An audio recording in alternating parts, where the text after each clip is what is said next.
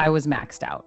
I was Yeah. working 100% capacity with no buffer. It's still a challenge, getting everything done. How do I do stuff faster? I mean, easy feels dangerous. You're not going to miraculously heal overnight. Change takes time. If you want to live a simple life, you can stick with your chaotic systems. But if you want to level up and actually fulfill your peak potential, then time to change. When I found your work and got myself into Efficiency Made Easy, it was the perfect time. If you're a high achiever who is maxed out, but you don't want to sacrifice your big goals, then this episode is for you. I am honestly so excited about this. You are going to hear from one of our Efficiency Made Easy alumni, Gillian Jakob Kieser, about her experience inside my signature program. And she's going to tell you all about how she went from chaos and overwhelm to calm, structured, high performance flow, so that you can see that it is possible for you too. Yes, you can get your work done more efficiently and have time back for doing the things that you love. So without further ado, let's begin. Welcome to Resonance, the podcast for high performers and entrepreneurs who want to do life, work, and success differently. I am your host, Viktoria Levenberg, and I'm obsessed with efficiency, productivity, and planning in a way that harnesses your energy and your natural rhythms while keeping you in alignment and integrity. Because I have figured out that lasting success is not about the hustle. It is about being in resonance. Let's begin. I am so excited to bring Gillian to you because she is not only a dear friend and a colleague, we share a business coach together, but she's also a client of mine. And in fact, she is the person who inspired the transformation and the transition into Efficiency Made Easy. I used to work in health and wellness and be sort of really deeply into the nervous system and stress management world. And thanks to a lot of the conversations that her and I had late last year into the transition into the new year, I realized that my true calling and the gifts, the secrets that I have to share with my students are very much around performance, productivity, planning, all things that I had taken for granted for so long. And finally, through Efficiency Made Easy, which I have packaged into a complete system that really enables you to plan in alignment with your values, discern what's important and what isn't, and zoom out and see the big picture view so that you can, yes, achieve your biggest goals and your wildest dreams, and also still have time left for the things that actually matter in your life, like doing things you love, spending quality time with the people who are important to you, all those things that often fall to the bottom of the to-do list for most of us, but not Gillian, because she decided to join Efficiency Made Easy and she has had so many breakthroughs and ahas. So without further ado, I would love to introduce you to Gillian. Enjoy the episode. Welcome, Gillian. Thank you so much for coming on to Resonance. I mean, I've told you this before, but I am so incredibly grateful and humbled that you're going to share your story. And it's going to be so much fun to have you on this podcast because, wow, you have been the muse, you have been the inspiration, and you have been the catalyst for a lot of what has unfolded in the last 3 to 4 months. Thank you for having me. Also, sorry everybody for unleashing the beast. This I don't know. I'm honored to hear you say that, and also I was reflecting back what I see in you in terms of your incredible strengths and gifts. That I think sometimes for all of us, it's hard to see the gifts that we have from inside. It's hard to read the label from inside the jar.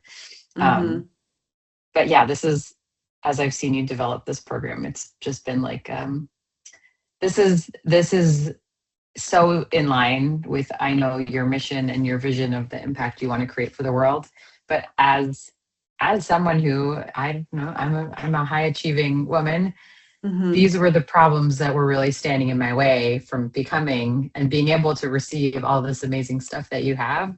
There are these very earthbound problems that I was suffering from, and I know many other people suffer from, in terms of just having a lot on our plates and needing to get a lot of things done. And so you creating the program the way that you did really it helped get me moving and able to manage a lot of the things that I already had going on.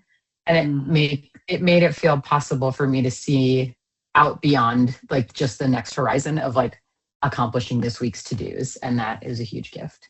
Yes, yes, I love that you say that. And, as a high achieving woman, everything that's also just come through is that you didn't have to sacrifice your ambition or your goals or anything as a result, because that's often the misconception in this space, is that like, oh great, do less means achieve less. And that's sort of, we'll get into it in a bit, but that's not quite what we're talking about here.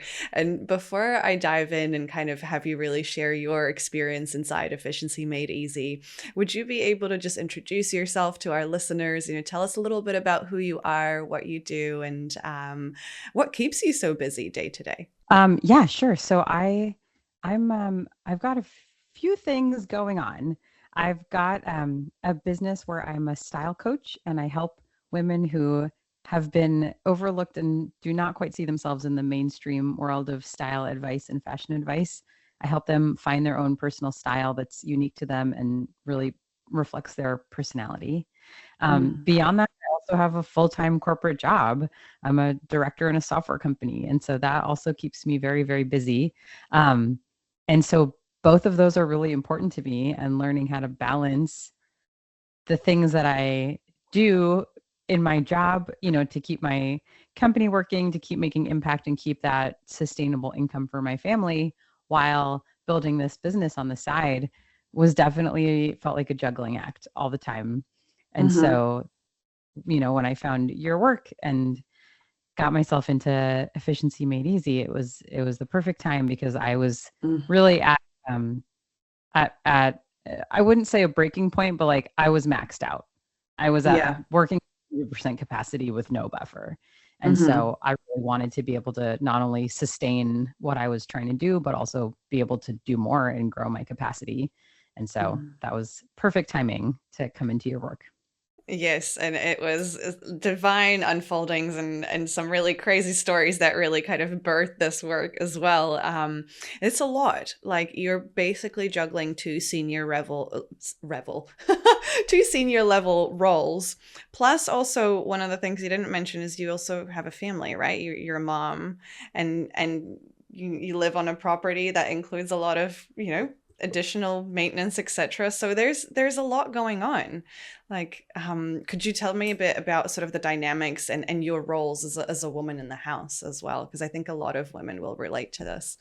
Yeah, absolutely. I mean, I'm the core breadwinner in my family, and so, like I said, I have a full-time job as well as building a business on the side, and I have a child who's 6 years old who needs a lot of me still in terms of emotional, social quality time together. And I didn't want anything I was doing to get in the way of spending that time with her, because this time is fleeting. And I would say, like, I didn't want to win the booby prize of like succeeding in business and compromising, my closeness and connection with my kid and my family. So I am very blessed to have an extremely supportive husband who's incredible at housework, cooking, childcare, all of those things. So shout out Evan. Definitely, yes, shout out Evan, best husband of all time. And even still with that, it's still a challenge, getting everything done. And so, yeah, I was very aware of not wanting to ask too much. Do you know what I mean? Like, he'll do anything, and he'll take over any task that I ask him to, because he's amazing. And I wanted to be conscious of my own boundaries and values in terms of how I want to show up in my family, even if he would say yes to take over this or take our kid to school or what, like there's certain things, like I want to take her to school every day because she likes when I take her to school, and that gives us time to chat and connect. Like, that's important to my life. And I think one of the amazing things about working with you and your program was really encouraging us to look at our values as a way of assessing where we're spending our time, not just trying to get more done all the time, but it really encouraged me to think about like how to plan my life so I'm living it the exact way that I want to. Yes. Yeah. And that's a constant dance, right? Because like our values evolve with us. Yes, we do have some core values that kind of always stay the same, and our life circumstances will constantly test us. Like, I'm no saint myself. This is a real-time example. Cam, my partner, surprised / invited me to like a beautiful lunch that we're going to today in like one of the fanciest restaurants in New Zealand, in Auckland here. And I had such a hard time receiving that because it's the same programming that runs in that achiever brain's like, okay, well, that means like 3 to 4 hours out of the day that I had planned to do work. And also like, oh my gosh, who am I? I don't deserve this, la, la, la, la, la. It was like such an interesting experience to witness, and then kind of take that step back and be like, hang on a second. This is actually so in alignment with my values. And this is the thing I say I want. So why is it so hard to let myself have it? Which is totally, yeah, it never ends. Yeah, no, it's a constant practice, and I think that's another thing I've really started looking at in my own, from the work that I've learned from you, and then like in my own daily process of planning, reflecting, looking for those incremental wins, looking for those like changes in self-talk of like, oh yeah, this is, like I can see my impulse and then be able to question it and be like, actually, isn't this what you say you wanted? What would it feel like to give it a try? And I know that that's how change happens, and it feels uncomfortable in those little moments. Exactly. It's sort of like, because we're so used to our old ways, they're so ingrained. It's almost like you're kind of coming out of your own skin in a way. It's sort of like, eek. And yet, so often we've just gone after that impulse and chased it and somehow made things work and somehow pulled something out of the hat rather than questioning why we're doing it. Totally. Like perfect example from this week. I had my weekly to-do list. I had all my tasks, like ranked and set up and all this stuff. And I got to today, it's Friday when we're recording this. And I'm looking at my list going like, oh, I didn't get to write this renewal email copy. And like, instead of being like, okay, get it done, I was like, this doesn't need to happen until next spring. Like, I don't need to do this week. And I just crossed it off. I put it on my other list so I don't lose it forever. But I was like, I'm just not doing this week. And that was a huge shift from what I would have done before our work together, where every time I had an idea, it would just go on the to-do list. And by the end of the week, I wouldn't have gotten it done. And that would have been a cause for, like self reprimand or whatnot. And now it's like, what was that doing there anyway? That was an idea, like not a deadline. Exactly. And that is such an important distinction. I'm so grateful that you brought this up, because I feel like so many people confabulate ideas with to-dos. And that's why I always talk about like that overflowing to-do list. That's literally just like a brain dump list of things that, especially for like generator types or people who are really in tune with their intuition, you're just going to have them coming all the time. And then of course it feels overwhelming and you don't know what to prioritize, and you feel like failing at the end of every single day because like, well, look at all the things I didn't do. And so on that note, I would love for you to kind of, elaborate on when you said earlier, I was maxed out. Like, what did that look like for you day to day? Can you describe like a day in the life of Gillian before we began our work together? And I know we sort of started to twinkle in the world of productivity and planning even before efficiency made easy. So for those listening, Gillian was really the muse that inspired this whole movement. We had been talking a lot about the work that I do, and she was able, to see some of the things that I wasn't able to see being inside the jar, and reflect them back to me. And so I kind of cheekily had so much fun already helping you before the program was even born. So if you want to, you're welcome to kind of trace it all the way back to before we even started talking. Yeah, I can. Productivity. This is a little offbeat, but like, do you mind if I share some of the insights that I had shared with you then? Because I think it may resonate with some of your people. Please which do. Was like what Vic was teaching before, and we're friends. So I'd seen, your work was about, stress and mindfulness and well-being and like taking time for yourself, which are like, these are all important things. I fully recognize these are good things to do. I also aspire to do these things, but like, I only say that. So I said this to you because I love you, but I was like, candidly, like my brain's like, F no, you don't have time for this. S, like, no way. We're not stopping to sit quietly and check in with our body. Like, no one has time for this, especially not you being me. They're like, this is what my brain's. I'm like, I'd love to join this class, but it's absolutely not a priority because I have to get all this stuff done before I have time to do nice things like meditate. And I was like, Vic, if you could help me get those things done, then I would love to learn all this other juicy, yummy stuff that you have to teach. But right now, that's like a nice to have, not a must have. And my to-do list is a must do.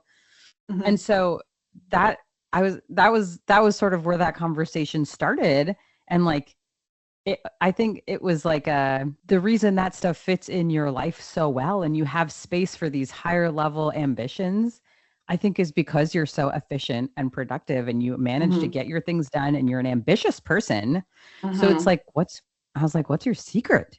How do you have space to do yoga every day? You're doing all this, like I see you and I'm like, how's she doing that? And so that was sort of the genesis of like you and I having lots of long talks around the new year about, like what would this look like for you to teach your secrets? And I think it's still towards the ultimate vision of getting people towards this, the health and well-being stuff, but it's like there's a giant elephant in the room before you can get to that. So anyway, what was my life like before? Yeah. I will pause you here because that is just so important what you've just shared there as well, and I will quote you because like that, when you said that was almost like, and not an awakening, but it was this, like I'm allergic to this.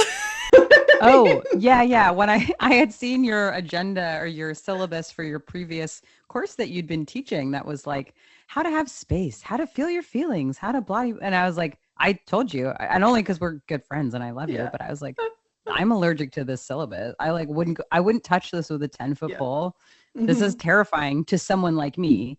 And in the same breath as you're telling me that someone like me is your ideal client, I'm like, here's what your ideal client has to say about this. I don't have time. Yeah. I don't. And then I vividly remember like doing like that sort of initiated the brainstorming process. And I was like, okay, damn it. I've got a whole new offer on my hands. And I sort of started putting them side by side. And I vividly remember you being like, holy shit, that's exactly what I need. And it was like the heavens parted and the light shone through and obviously I had a little mentee bee, like it was a whole life crisis because here I not wasted. I'm so grateful for all the skills I accumulated, but no one gives a damn that I've got all these other skills because in reality now I can clearly see like what I'm doing and what you've really helped me uncover is I'm helping people get the things that they need to get done quickly and efficiently so that they can actually get back to doing the things they love and they can chase their biggest, wildest passions and ambitions that are so in alignment with what they came here for that it's all easy and doable. Well, I think like to that point, like I know you have a lot of certifications and trainings and licenses and all the stuff of like teaching mindfulness and all these wellness modalities and like that stuff is amazing. But I think what a lot of people in those spaces don't realize is it's not just the it's not the ability to deliver those services or deliver them better and better and better. There's a giant block. There's like a chasm in between the people they most want to help, which are like people who are stressed out, burnt out, overtaxed, who need that work the most are unable to get themselves there, not because the practitioners aren't skilled, but because there's like this giant, both mental, but like also real logistical block of like they're maxed out and there's not space for another hobby, especially a hobby that's like takes time and self-awareness and reflection and like spaciousness. Like that was probably one of those words where I was like allergic. Like that's a joke. There's no spaciousness. We're just cramming stuff in. Spaciousness is not happening here. So if you tell me to do it more, it's like, I can't. There's no negative space.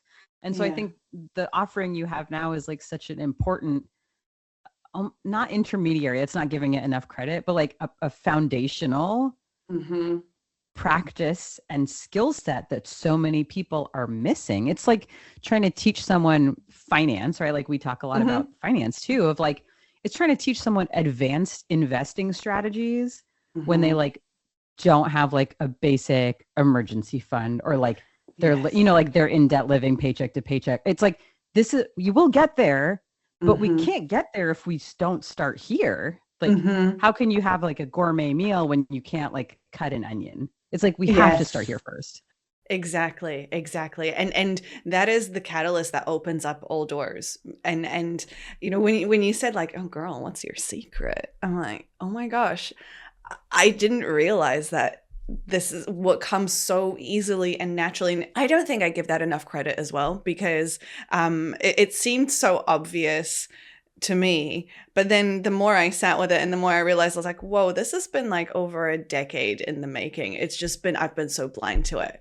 And so and yet it's so different from what we'll get into that in just a moment, from what's out there, that I'm just so grateful to be doing this, because it is so much fun. And seeing, you know, someone like you really just, my goodness, flourish and thrive. And so, okay, back on track. Tell me more about what life was like before, so that people can really see what's possible for them after Efficiency Made Easy. Yeah, I think I was doing a lot before. I'm doing a lot now, but I would say before it was like very heads down, like 1 inch altitude view, where it was just Mm-hmm. like every day I'd look at my day being like, I have plenty of time to do things. And by the end of Mm-hmm. the day, I would feel frustrated that I hadn't done as many things as I thought I would be able to do. Yeah. Rinse, repeat every single day. Where I'm like, I have passions, hobbies, things I'd like to do. I would also like to do yoga and meditate. And every day I would think, oh, I'll have space, I'll have time to do that. And then I didn't. And it was just like Mm-hmm. very discouraging, honestly, Mm-hmm. because my, I like you were kind of mentioning like, what are the alternatives? Like, what are things that people do? And so like, I think a very obvious alternative is like, how do I do stuff faster? And Mm-hmm. like, I'll be honest with you, you know, like we share a business coach. That's how we know each other. Yeah. And like a lot of the work that I'm doing and you're doing too are these like marketing tasks and Mm-hmm. creative tasks. And like in my corporate career, I'm a tenured marketer. So like Mm-hmm. truly no one's faster at writing copy, writing newsletters, creating like the stuff I'm doing, I'm already basically as fast as any human could possibly be at this stuff. And Yeah. so I felt like I'm not saying that to brag. It's just like it's a core competency. So You it's like are. I'm banging my head against the wall, being like, how do I get faster at something I'm already doing basically efficiently? Like I don't know that there's anything more to squeeze out of this lemon. And Yes. so I was sort of out of ideas. You know what I mean? Mm-hmm. And then you start thinking like, oh, can AI help me? Do I have to automate everything? And it's like that's not necessarily the answer because I don't think that Mm-hmm. was the problem. I Mm-hmm. think the problem was about I felt like now looking back, I felt like I was like looking at my life through these very like little windows into the house. Like this gives me Mm-hmm. like a partial view, this gives me a partial view of what's happening here. But doing Efficiency Made Easy helped me really zoom out, see Mm-hmm. my whole life kind of on one pane of glass and see how all Yeah. the parts were fitting together. I feel like I'm seeing what's actually happening with clear vision now and I can make better decisions about it versus I was like scrambling on a hamster wheel before, just like get it done and then wondering what happened. Yes, yes. And sort of like you've described this so well in our coaching calls, sort of, can you describe what would happen to you like 3, 4, 5 p.m. onwards? Because that is just like such a poetic visual of how I think a lot of people Oh, is it end just the their day. melting face emoji? That's just me. I wake up early before my job to get work on my business done because that's, Mhm, you know, before parenting, before my 9 to 5 mhm, job, like that's the only time that's mine, truly mine and mhm, defensible. And so I wake up early. I've got my little coffee pot. I'm doing, you know, tap, tap, tap, doing my little work. But that's like by noon, I've been up for 7 hours. mhm, So by like 2 or 3, I'm toast. So mhm. all those days that I was like looking in my afternoons, being like, oh, I might have a little pocket of time to get something done. This will be great. I'm not, I got nothing left in the tank by that point. And so again, like these were the like unhelpful thought loops of like, should I wake up even earlier? Do I have to like Mhm, beat myself? You know what I mean? Like, mhm, how do I mhm, get ahead of myself? mhm. And that was just, it felt like a Sisyphean, you know, like cycle where I'm like, I can't wake up any earlier than like, Mm. this can't be the answer. The answer cannot be No. here doing this even more. It has Yeah. to be somewhere else that I haven't Yeah. looked. Yeah, and it was sort of this trying to squeeze more out of the day and create more hours. It's sort of like, can I create a 30-hour day? It's almost sort of what that. Totally. Hmm. Yeah, that's what it felt like. And like, I Hmm. wasn't leaving any time for unplanned or things that I misestimated or things that took longer than I thought or like new things that came Hmm. up or social opportunity, you know, like Yes. A family member is trying to talk to me. That wasn't on my calendar. You know, like that. I don't want to be that I laugh person. because I can relate. This conversation was not pre-scheduled and it's not in my 15-minute time blocks. Go away. And how dare you interrupt my focus time? Don't you see that the over-ear headphones are on? Be gone with you. Choo choo. Doesn't this tell you what you need to know? Oh my gosh. I'm laughing so hard because it is just so relatable, right? It's like you're so in your silo that like, how dare someone who loves me actually care about me and have you don't know how hard it was to get this time. Exactly. I finally talked myself into doing this stupid task that I've been postponing for 3 weeks, and now I'm doing it. And you deign to knock on my door and tell me dinner is ready. You monster. And you are inviting me to go for a walk that's going to take a half hour that I don't have. These people just don't understand, Vic. Oh, the struggles of a high achiever right there. My goodness. It's tough out here. It's tough out here.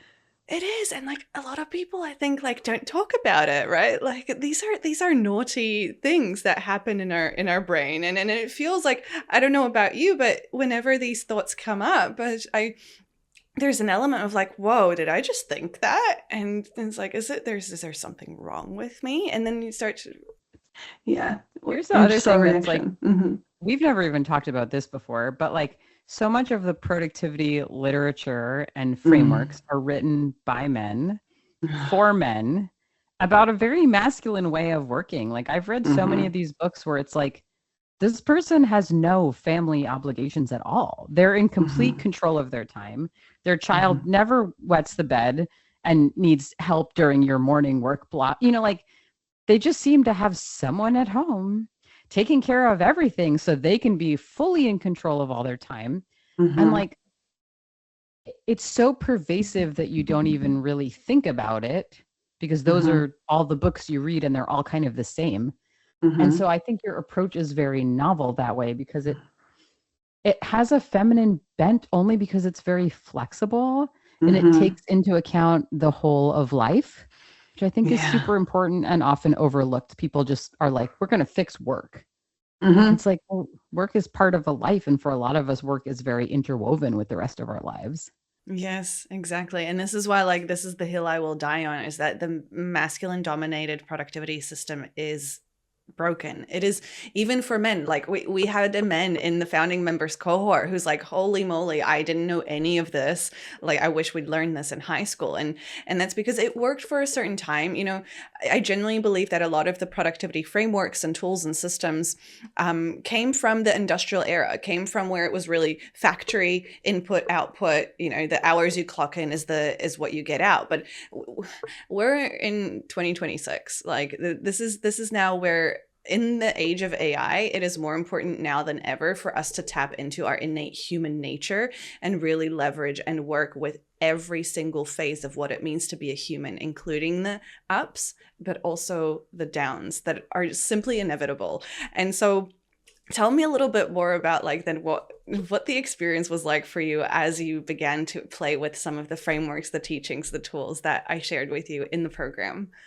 Yeah. Well, one of the ones that I had told you before that I was like, I don't believe in this, or like maybe this works for other people, but not for me, were the like energy cycles tracked to your menstrual cycle. I was like, maybe for you, Vic, but for me, my energy is constant the whole month. Sometimes I have these erratic crashes I can't explain, but other than that, it's not linked to my cycle whatsoever. And so you encouraged me to start tracking my energy and my sleep throughout the month. And I was willing to try it. And lo and behold, having a few months of data to look back on, I am not immune to the natural cycles. And it was wild that like, once I gave myself permission to sort of look for those energy highs and lows, they were definitely there. And my tricky brain had merely historically interpreted them as like personal failures. Oh, this part of the month I suck. This part of the month I'm good. This part I suck. This part I'm doing well. And like when I stopped punishing myself for being less productive or being slower or sleepier or whatever.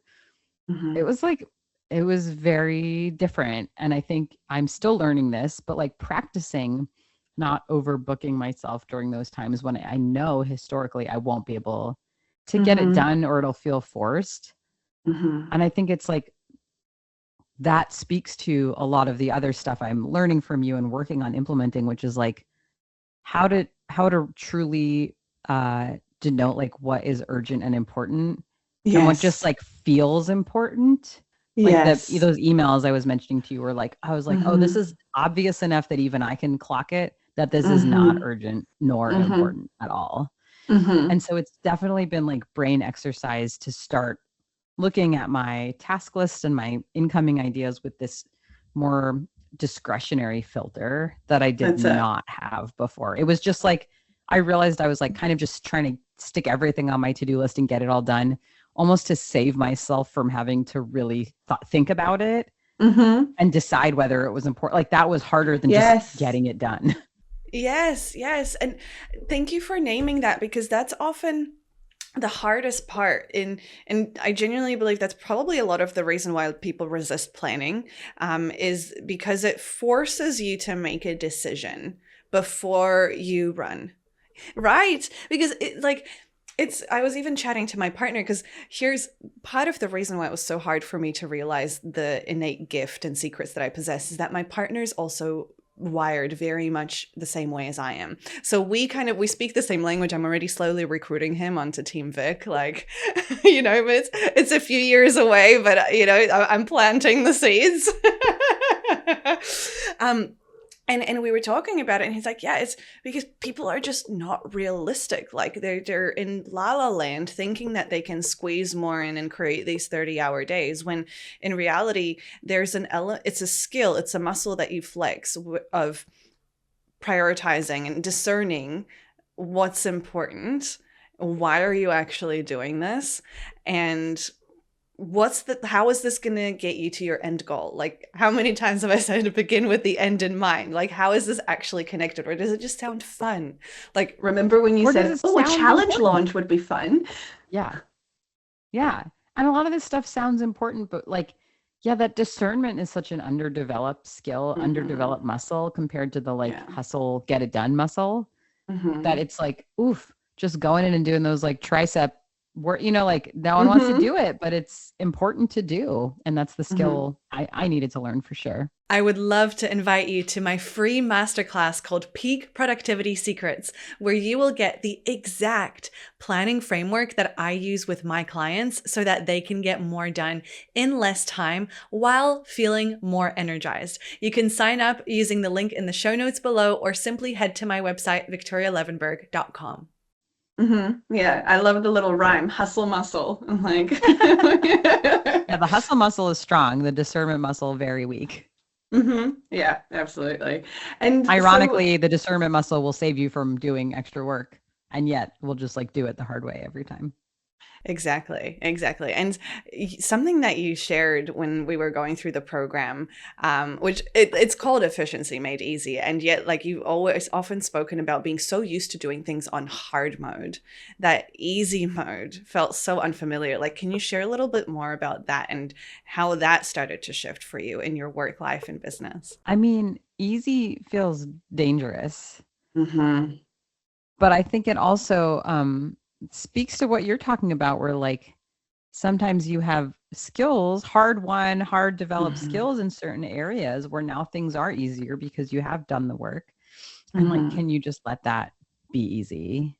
I think the other thing that I'm more aware of now is like, where am I trying to like, what do I want to say? Going above and beyond, like 110% when 90% would have sufficed, and it won't actually make a measurable impact, and saving that 110% for those few areas where it does make an impact, instead of like adding up these tiny taxes of inefficiency throughout the week, when I could have systematized or just not done some of those things, it would have been good enough to achieve the goal, the end in mind. And then it saves my creative energy to really apply to those special things where I want to really show up like that. But if you're trying to do everything extra hard way all the time, it adds up and it tires you out.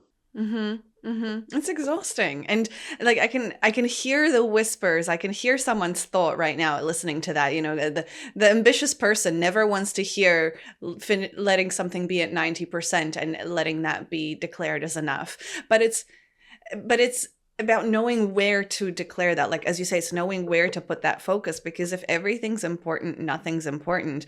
And you actually don't unlock the peak potential that arises within you for the things that truly matter, because you're stretched so thin on, I don't know, like formatting the PowerPoint for the 57th time that no one's going to look at anyway because no one reads the pre-read. Like, relatable. Yeah. I mean, examples I'm thinking of just this week now, like it's not that I'm like completely healed and a totally different person, but I'm seeing things that I didn't see before. So I'm able to troubleshoot my own behavior faster. And that is a huge win for me. So like this week I had a bunch of orders come in for a service that I provide in my business. And I noticed I'm writing a ton of one-off emails welcoming people to this service and telling them what to expect. And I'm like, okay, this is something automated. And I'm noticing, okay, well, what's my input? Why didn't I do that already? Oh, because I wanted to share this and share that. And it's like, okay, where are better places to put that personal touch in my business so that I can save my energy for those places and not have it just sprinkled throughout everywhere, like costing me and not really benefiting my clients. Boom, right there. Like, oh, and like just knowing the service that you're relating to, because we worked on it in our VIP day, and like how taxing it already is on you. Hearing you say that you write every single welcome email individually and personally, I'm like, oh my God, Gillian, what are you doing? And it is so great to see that, like, through, you know, osmosis and being in this program for 8 weeks, you're already starting to develop that muscle yourself and be like, whoa, Gillian, what are you doing? There's a more efficient way to operate here. It's the discernment and being able, it's being able to see it with new. It probably sounds very simplistic, and I'm sure there's people listening being like, duh. But like, there's a difference between duh, I get it intellectually, and like, I can unpick my own like obstacles and blockers around it, and say like, okay, I can understand this one. This one's getting thrown out. You know, like I can coach myself about it a little bit better now, which does feel like a huge progress.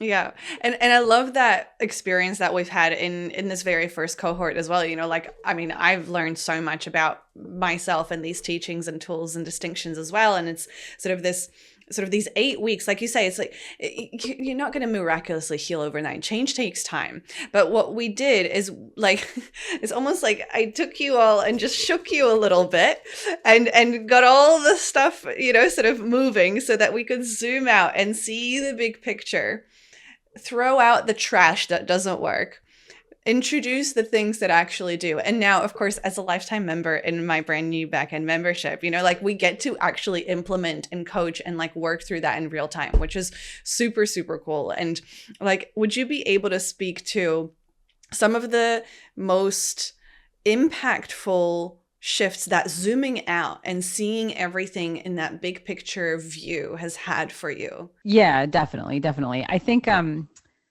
it's helped me. I feel like my life, probably everyone's life, is full of like loud and quiet categories, things that like really pull on you for your attention, and other things that are important but not loud. And so like, I think it was a real aha for me to see that like, the most important things in my life are my family and some of my hobbies. The less important things in terms of my whole life value are, you know, my job, like it's important, and building my business is important to me. But if I was going to make a pie chart of how important, you know, like it's small, and I'm happy to like build it organically and slowly. I don't want it to take over my life. And yet, if you looked at my calendar at the beginning of our work together, it was filling every crevice because there was always something interesting, shiny to work on for it. And you really helped me think about what is the, like, what was I gaining by working that way? What was I trading by working that way? And I was like, it was really an aha to be like, oh, my stated goal for this, I've already achieved. So like, I actually have a lot more freedom than I'm letting myself enjoy because I'm getting distracted by the to-dos that are right in front of my face. But like, I'm the boss. I don't have a boss making me do anything except for me. And so I have to also be the one to be like, okay, we're going to make these changes around here and do this and this and this. And that's when I'm like, honestly revisiting every single day, because it's such a change in, it's so easy to respond to the like noisy work and ignore the stuff that doesn't call for your attention, even when that's more important in your life. Yeah. Yeah. And, you know, it's a dangerous path. It's a really slippery slope to walk down, because that's how, unfortunately, a lot of people then end up in resentful relationships or detached and disconnected from their family and their kids, and their health suffers because they ignore it once again. And because, especially as ambitious, high performing achievers, you know, whether you are working in corporate or an entrepreneur or both like yourself, we're not often taught to define what done looks like. Yeah. And so, of course, it's hard to know when you're done and that you've achieved. Because And you're you're never constantly done. trying to achieve. That's the thing with high level, like thought work. Yes, if you're making widgets in a factory and you have to make 100, you're done when you make 100. But for thought work, it's like you're never done. There's always new research or new something or something to get ahead or something to tie up, or like there's always new work to do. And so the burden is on you to decide what is done and enforce and hold yourself accountable for your own definition of done, and learn to tolerate some of the discomfort that comes with that. Yes. Yeah. Because when you then zoom out and look at some of the highlights, you know, that's one of the exercises that I had you guys do, is looking at the highlights of the last 12 months. Was it staying late at the office so you could learn how to vibe code this new tool? Or was it the little moment where you went out for ice cream with your girl and she spluttered it all over her shirt and it was really cute, and it was just this spontaneous mother-daughter connection, right? Yeah, for sure. It's challenging sometimes to slow down and like unplug when we get addicted is a strong word. Accustomed is a little soft. It's somewhere in the middle, but like habituated, I'll say, to that fast pace and challenging work and all this stuff. And so many of the interesting, valuable things in life are not on that timeline. And when I zoomed out to see that some of the most important things I wanted to do had nothing to do with that kind of work, little hobbies, personal stuff, well-being stuff, my family. Yes. It's like, they're never calling to me. They're not loud, you know, but it doesn't mean that they're not important. In fact, quite the opposite. Yeah, and I will never forget the moment when I think it was around that time when the shift was starting to happen for you, and then you were like watching little dance videos, and I think around that time you began to commit to, you know, I don't want to spoil the secret, but some future story. Okay. Yeah. I think I know the one that you're saying, but like I was alluding to this before when I was saying like, I don't win a prize by scaling my business to X amount by the end of this year. That was just like a weird challenge that sounded exciting to me. But when I got the opportunity to produce a dance event with my two friends, like here's a project that doesn't make any money, is not for the recognition, fame, or glory of anything. Like it's purely for fun and for a hobby that I love. And I got the opportunity to do that. At first I was like, I don't have time to do this because my business takes up all my time. And then it's like truly like begin with the end in mind. I was like, well, what's the end? Not the goal of the business that I want to do this year. And I'm like, I'm already on track to do that without adding in anything fancy or new on top of it. I can just keep cruising. And it made me realize like, oh, I actually not only have the time and bandwidth, but like this would be a great endeavor for me. It's super aligned with my values. This actually gets me like quote unquote where I want to go in my greater life versus doubling down, pouring more into the business. the only goal I get from that is like a business goal, which is one segment of my life. But like, yeah, it's just wild anytime you get a chance to make a decision in a new way. Like you get to try on a new brain almost. Yeah. Yeah. I love that so much, because what you've just described is effectively what we kind of started talking about at the beginning, where it's like you're more efficient with the things that you need to do and you get them done so that you have more space for the things that you actually love in your life. And this is where we return to that word spaciousness. And you said that before you were like quite allergic to it. It's like, oh gosh, that's nice for some people. That's nice for people with nothing to do. Yeah. And I think like another friction point, like I want to address it too, because, a lot of my ideal clients are busy, and that could be because they're juggling corporate work. Yes, maybe also business and entrepreneurship and also parenting. And I'm not a parent myself.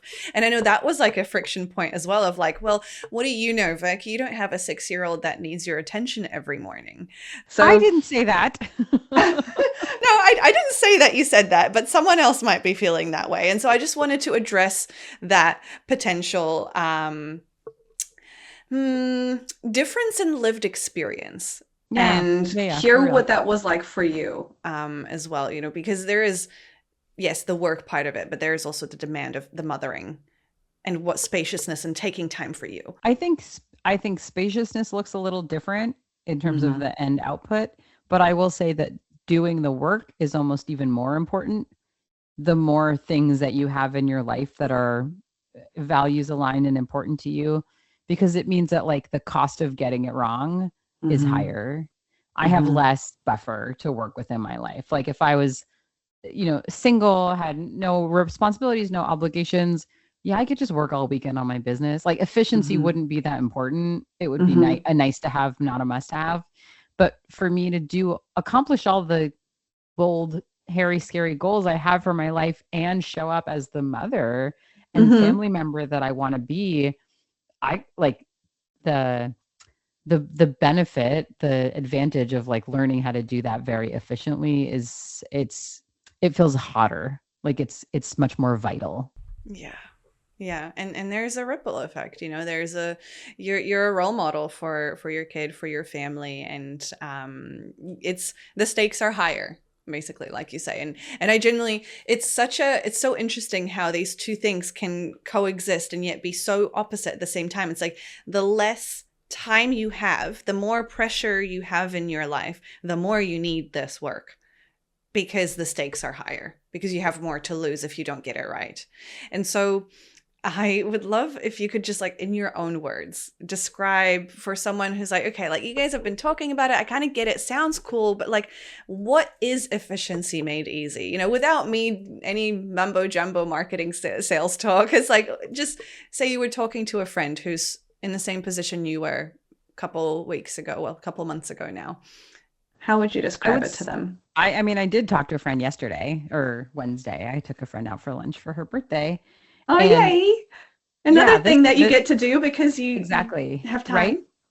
Well, I mean, now I do run every choice through that filter of like, is this aligned with my values? And like something like that. Absolute. Yeah. Could I have done a work task during that time? Yes, obviously I could have. But like, that's a luxurious 2 hours that I would spend again and again and again, because that's ultimately the life I want to live. So to answer your question, what it was to me, and I get that it's abstract. I had a lot of questions before I started, but like it's an all-encompassing system. It's guidance to build your own system that's personalized to you, where it's not just a way to get your tasks done faster. It truly feels like a way to zoom out, see your whole life on one pane of glass, and create a system that encompasses all of it and helps you get the things that you need to get done. It gives you like a litmus test for, do I actually need to do these other things or not? And like a way to consciously get rid of them, so that the whole of your life is working together like a good machine that you've designed that you're happy with, instead of feeling like those things are happening to you and you can't like catch your breath. I love that. That is so good. That is so good.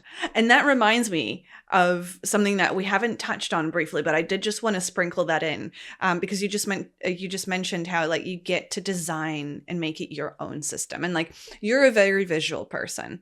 I'm a very kinesthetic person. Some other people are more audible, some are a mix of all the above. And like that was something I was really conscious of when I went into this, especially teaching it for the first time. I was like, I'm not foolish enough to think that just because I use specific tools and systems that they're going to work for everyone.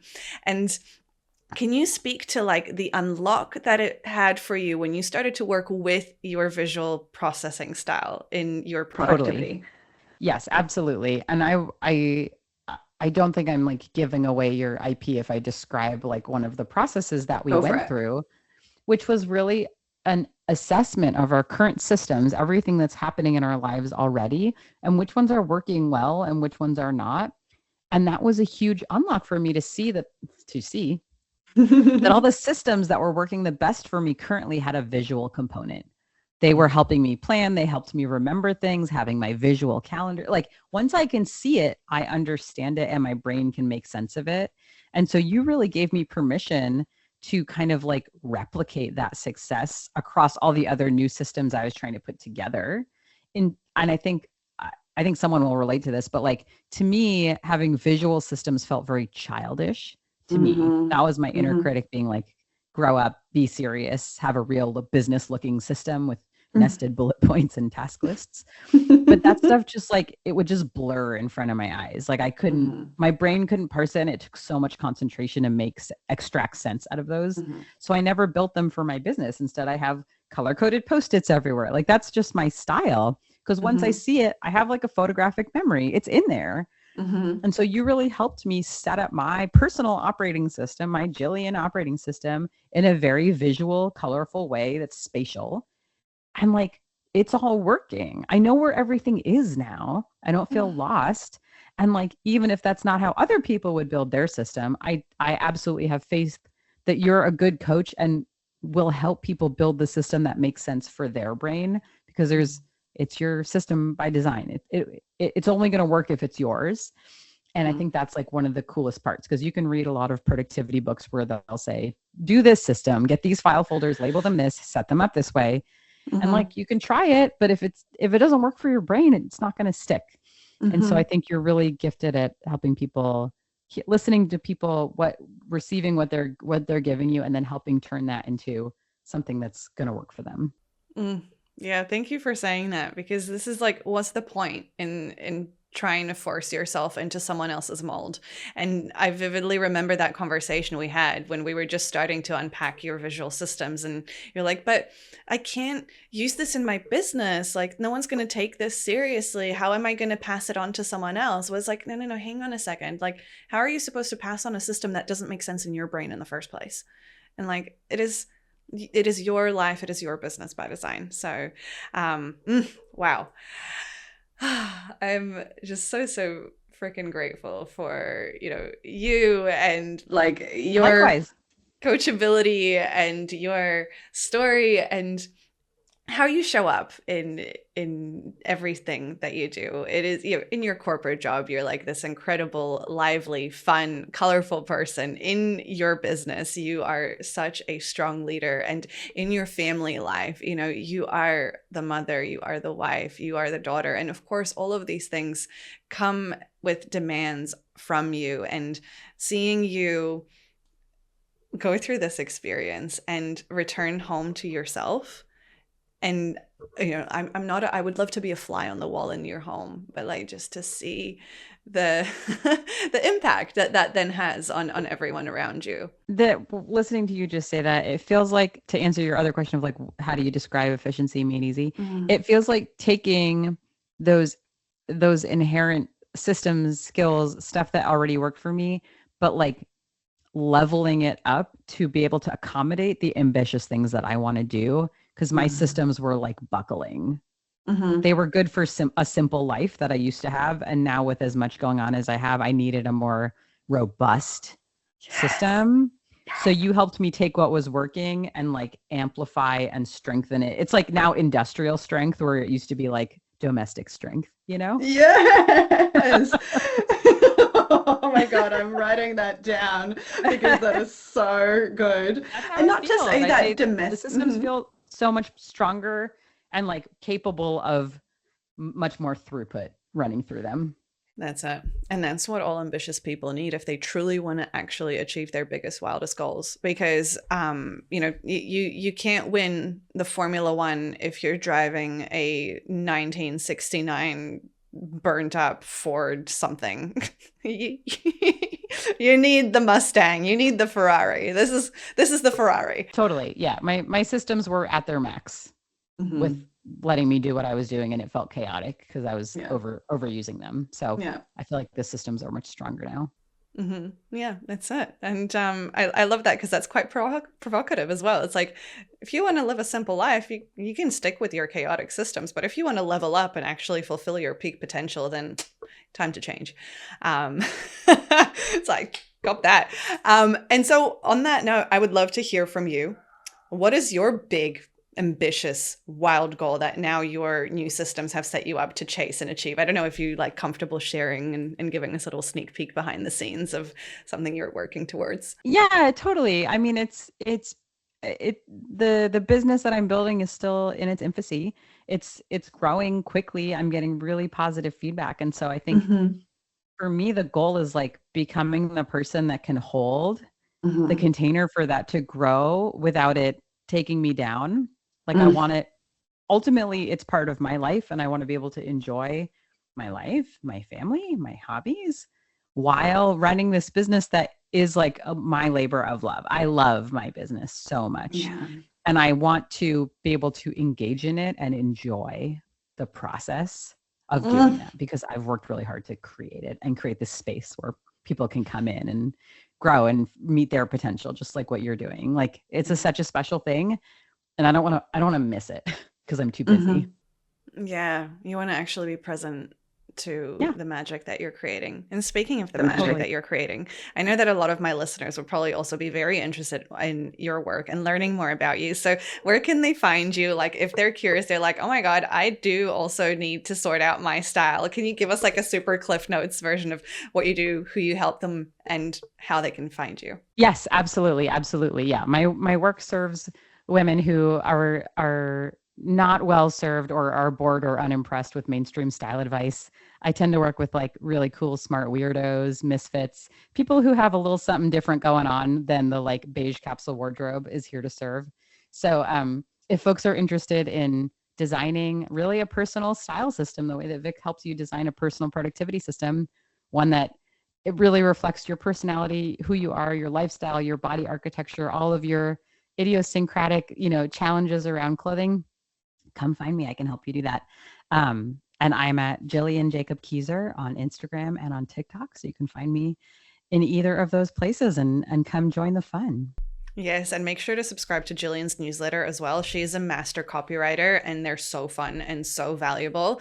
I as someone who's been in your world a lot and attended your free masterclass, which again, if you're following Gillian, you'll be able to hear and join it as well. I've learned so much and like about myself, and it is really like the way you've described it. It's basically like if in Efficiency Made Easy, we create a personal operating system for your work, life, and business. In your Style Mojo Dojo, it's like you create this personal style capsule wardrobe for whoever you are, rather than whatever mainstream fashion wants you to be. Or 100%. Your mom tried to dress you like when you were 5. Like we've all got those horror stories. We end up going deep. We're doing shadow work. We're doing like deep personality excavation. It's very therapeutic, and you look hot and cute on the other end. So, yes, you do. Yes, you do. I love it. Oh my gosh. And so to wrap it up, the signature question that I ask every single person that has come onto the podcast, and I'm really curious to hear your answer today, Gillian, is if there's just one thing that resonates with the listeners long after the episode ends, what do you wish that one thing would be? That there's no amount of efficiency you can create in your tasks that will beat discernment of choosing which tasks were the right tasks to do. Like you can't cheat that by being like, I'll just get everything done fast. I think this was the lesson that I had to learn. And so strengthening that skill and that muscle of discernment is hard to do if you don't have it, but that's what will be able to take you further faster than just learning more productivity hacks. Yeah. And that's what the system's designed to do for you. So over time, you can think less and just let it do the work. Oh my gosh, Gillian, I'm so incredibly grateful for you. I mean, we get to continue the fun, which is so cool. And we'll have to get you back on because like I'd really want to nerd out about style and archetypes and all that stuff. So please, let's do it. Like let's do it. Maybe we can time it with your next launch because hey, efficiency, right? Let's do it. That sounds awesome. And I hope you have a beautiful weekend of spaciousness and anything else that you choose to invest your precious resources, being time and energy into. I love you so much. I'm so grateful for you for doing this. I love you too. Thanks for having me, Vic. I'm so grateful for you. I told Evan the other night, I was talking about the membership and joining your program and everything. And I was like, honestly, of all the like coaches and classes and people and everything, I was like, a productivity coach was really like the thing I need most. Like this might be the best hire that I make all year is you. So. Oh, I'm so glad we're still recording. Honestly, this conversation was so juicy and I could go on so many tangents, of course, because this is like, you know, my bread and butter here. But I just hope that it was helpful for you to hear a story of someone's real life experience of the transformation and the paradigm shifts that they experienced during Efficiency Made Easy. You know, like in our society these days, the hustle muscle is strong. And this is just a new muscle that we get to flex. I haven't come up with a cool, funny name for it yet, but it is really a paradigm shift that you get to undertake. And, you know, as you can hear, Gillian's been juggling all the things. She's been juggling parenting and corporate and business, you know, very similar to my experience when I was juggling studies and corporate and business, not the parenting part, but still there's sort of domestic aspects that disproportionately fall onto women. And if she can do it, and trust me, like Gillian was so maxed out when we first started talking, and to see her and the breakthroughs and the changes and the implementation that she is bringing into her life, like as we speak today, is so incredible. Like if it's possible for her, it is definitely possible for you too. And you know, this isn't a personal failure if you don't get something done by the end of the day. You're not broken, you're not doing something wrong, you've just never been taught these skills that's all it is. It's a skill, it's a system that isn't out there because no one's been talking about it, because we're all just operating in this really ineffective, outdated productivity model that only works for at best 50% of the population. And even then it doesn't take into account the nature of a human being. So, you know, if you still want to keep going the way you've been going and try and squeeze more in and try and create 30-hour days by doing things faster and working longer hours, like be my guest. But around here, we do things differently. We work smarter. We use discernment. We use the tool systems and strategies that I teach. And I will be revealing some of those secrets in my upcoming free live masterclass as well. Like, I can't believe I'm doing this, but I will be sharing some of the things that I usually keep gated only for my paying clients. So if you haven't signed up for that yet, make sure you listen to the end of the episode or just click the link just below this episode in the show notes right now and reserve your spot, because it is the bomb. Like, it is going to blow your mind so hard because you won't find this in any other productivity book. Like, we are on the precipice of something so new and novel that I genuinely know in my bones is going to change the productivity world at large. And we're just in the beginning, you know, like things are still really intimate. So this is the time to join because you get the most high touch access to me before my capacity becomes a little bit more constrained and I have to start to put some boundaries in place as to who I work more closely with than others. So yeah, look, I'm just so humbled that I have the privilege of working with incredible high achieving women and men, and whether they're in corporate or in entrepreneurship or both, or juggling all the things, like Gillian, like yourself, and it would honestly be an honor and privilege to see you at my upcoming live masterclass. I've made sure to include different dates and times so that no matter what time zone you're in, or no matter what demands life is throwing your way, there is an option that would work with your work life and schedule. And so if you are ready to 10x your results, please enter this world. Like, you've heard it from Gillian. If it's possible for her, it is possible for you too. I will be opening doors to Efficiency Made Easy to the public next week. But as I mentioned, I've got just limited seats available, and those who join my live masterclass do get priority access. So who knows? I might even sell out this week and not even end up opening doors to the public. So I genuinely wouldn't wait on it. I would just sign up for the masterclass, get your name on that list, because unless you're on the priority list or attending the masterclass, you might not even get a chance to get one of those 1 of 20 seats. So with that in mind, I'll leave it at that. All the links are in the show notes below. I would love to see you there because this is so much fun. This is such life-changing work, and we're just getting started. And yes, there is a reality where you get to live the life of your wildest dreams, achieve your biggest, craziest goals, and still have time and spaciousness for doing the things that you love. And if I'm the right person to help you get there, what an honor, what a privilege. Thank you, thank you, thank you from the bottom of my heart. Make sure you sign up for that masterclass. I would love to see you there. Bye for now. If you're ready to stop spinning your wheels and finally see real lasting results, I created something just for you. My free masterclass called Peak Productivity Secrets is designed to help you double your results, reclaim your time, and boost your energy so that you can finally get back to doing the things that you love. I'll be sharing the exact planning framework behind the whole shebang, usually content that is reserved specifically for my clients inside my paid programs. So if you want to join this free masterclass, simply click the link just below this video or head to viktorialevenberg.com. It's completely free, and I would love to have you in the room. See you soon.